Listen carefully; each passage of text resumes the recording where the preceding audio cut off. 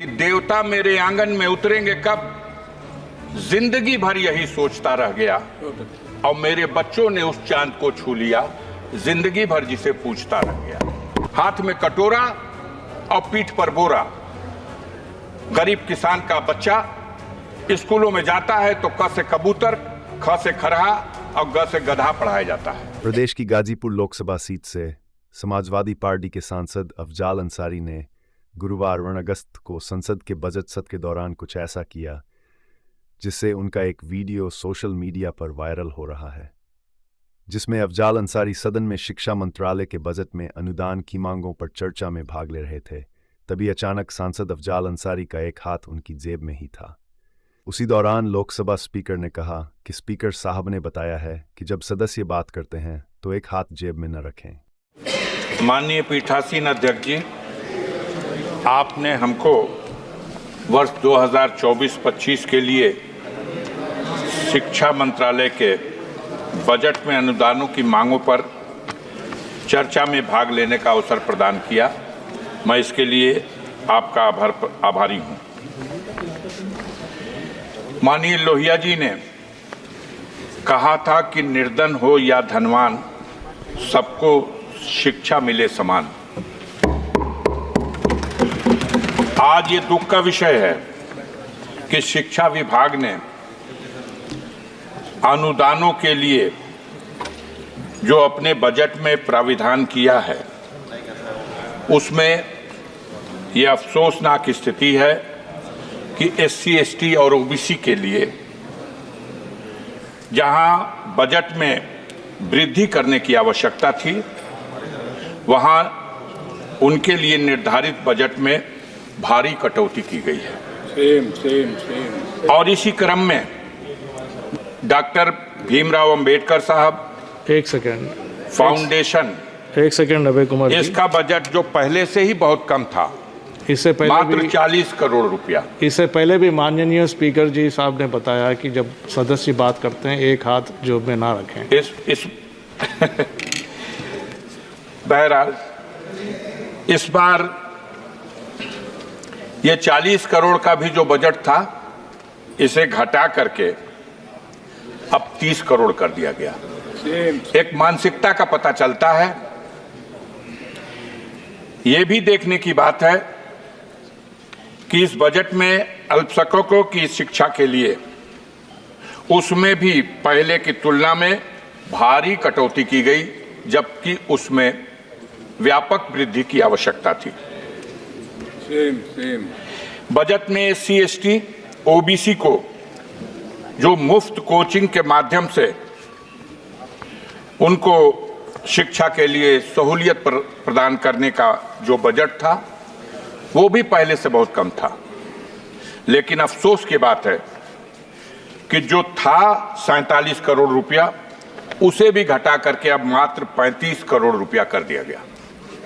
इस प्रकार अगर देखा जाए तो टॉप क्लास की एजुकेशन के क्षेत्र में भी SC, ST के लिए जो पहले 111 करोड़ रुपए का बजट में प्राविधान था, अब उसमें भी बड़ी कटौती कर दी गई है।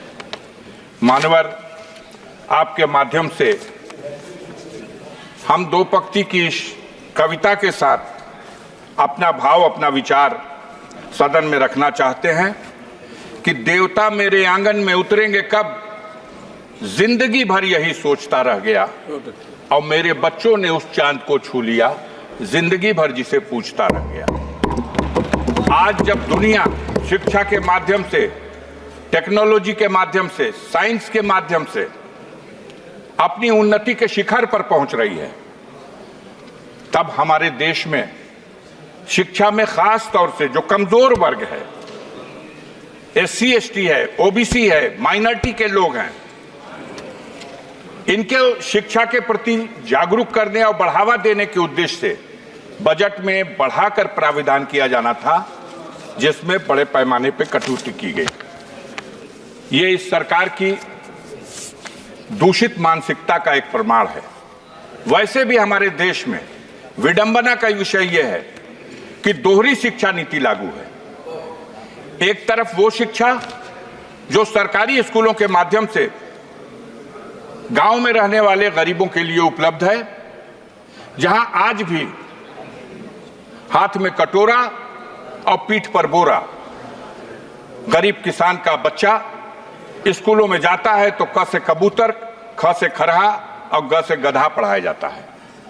और दूसरी तरफ modern school, private school, Montessori school, इन स्कूलों में जो अंग्रेजी माध्यम से और आधुनिक ढंग से जो शिक्षा दी जाती है, दोनों रास्तों से जो शिक्षा प्राप्त करके बच्चे हमारे ऊपर जाते हैं, तो जब किसी पद के कंपटीशन में दोनों को हिस्सा लेना होता है, तो जो क से कबूतर, ख से खरा, ग से गधा पढ़ के गया है और जो क से कंप्यूटर पढ़ के गया है, वहां जब मुकाबला होता है तो जरूर जो आधुनिक शिक्षा से लैस उस विद्यालयों से पढ़ के आने वाले छात्र हैं, वो कामयाब होते हैं। और सरकार की तरफ से जो अपने देश की जनता के लिए, गरीबों के लिए, मजदूरों के लिए, गांव में रहने वाले लोगों के लिए जो शिक्षा का प्रबंध है, उस शिक्षा को ग्रहण करके जो लोग ऊपर पहुंचते हैं तो उनकी बुनियाद कमजोर हो जाती है। देखने की बात है कि ऐसी स्थिति में सबसे जरूरी था कि हम दोहरी शिक्षा नीति को कैसे समाप्त करें, कैसे संतुलन बनाएं। जो प्राइवेट स्कूलों की शिक्षा है वो इतनी महंगी है कि एक गरीब आदमी तो अफोर्ड कर ही नहीं सकता, एक मध्यम वर्ग का आदमी भी उनके बच्चों को 2 में, 3 में, 4 में, 5 में पढ़ने के लिए 2,000 रुपया महीना, 5,000 रुपया महीना, 4,000 रुपया महीना, और बड़ी ऊंची शिक्षा ग्रहण करने के लिए तो कोई साधारण किसान, कोई गरीब, कोई गांव का आदमी अगर अपनी हैसियत को भी बेच दे तो वो अपने बच्चों को डॉक्टर नहीं बना सकता, अपने बच्चों को उस तरह की शिक्षा नहीं दे सकता जो उसके लिए एक सपना है। मानवर, आपके माध्यम से इस सदन में हम आपसे ये अनुरोध करना चाहते हैं कि हमारी सरकार को दोहरी शिक्षा नीति को समाप्त करने की दिशा में पहल करनी चाहिए। और सरकार का ये बजट जिसमें अनुदानों के लिए जो प्राविधान किया गया, इसमें जो SC, ST और OBC और माइनॉरिटी के लोगों को जो सहूलतें पहले से फराहम की जाती रही हैं, उनको शिक्षा के क्षेत्र में बढ़ावा देने के लिए उसमें कटौती किए जाने से यह साबित होता है कि आप दोहरी शिक्षा नीति को बढ़ावा देने का प्रयास कर रहे हैं। मैं इस अवसर पर श्रीमान जी आपके माध्यम से एक बात और कविता के रूप में आपके अपने भाव को इस रूप में रखना चाहता हूं। अभी बात नहीं समझ में आ रही, अभी बोल रहे थे एक सज्जन, तो वो 1 मिनट में शिक्षा की बात कर रहे थे और दूसरी तरफ सागर में चले जा रहे थे। तो सागर और शिक्षा बात समझ में नहीं आ रही। मैं आपके माध्यम से कहना चाहता हूं कि पत्थर के जिगर वालों, गम में वो रवानी है, खुद राह बना लेगा बहता हुआ पानी है। और कमजोर की आहों को, मजलूम की आहों को कमजोर समझ लेना अब जालिम हुकूमत के जाने की निशानी है। यहाँ डॉक्टर राजकुमार, हमारे यहाँ सदन में डॉक्टर राजकुमार सांगवान चर्चा हो रही है। डॉक्टर राजकुमार सांगवान जी, मैं अरे मान्यवर, धन्यवाद अध्यक्ष महोदय।